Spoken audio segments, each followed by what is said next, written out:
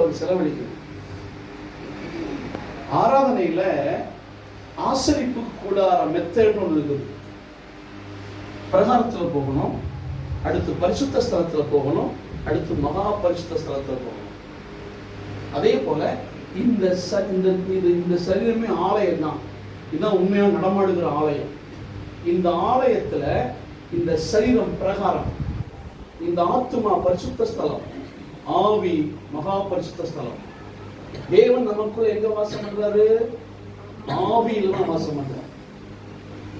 ஆவியில தான் வாசம் பண்றாரு. ஆவிங்கிறது இந்த இருதயம் தான் ஆவி. ஆத்துமாங்கிறது இந்த மனம், சரீரம் இந்த உடம்பு. இந்த நடமாடுகிற ஆலயத்துக்குள்ள அவர் இருக்கிறார்.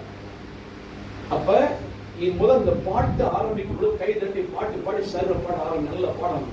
கை தட்டணும், கை தட்டி நல்லா மயம்படுத்தி ஸ்தோத்திரம் பிடிப்பான். எப்பமாச்சு பிடிப்பான். ஆனந்த கழிப்புல உள்ளவர்களாக நீதானே என் துணையானே, உன் நிழலில் கலிகூர்.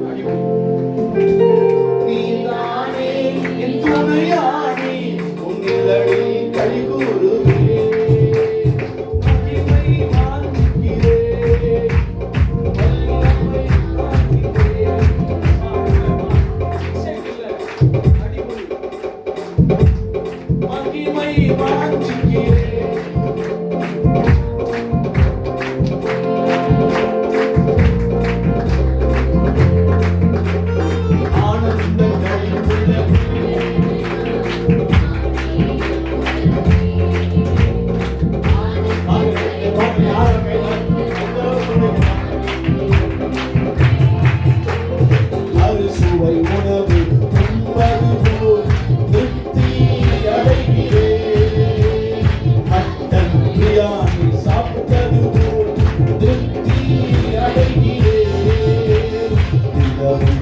Thank you.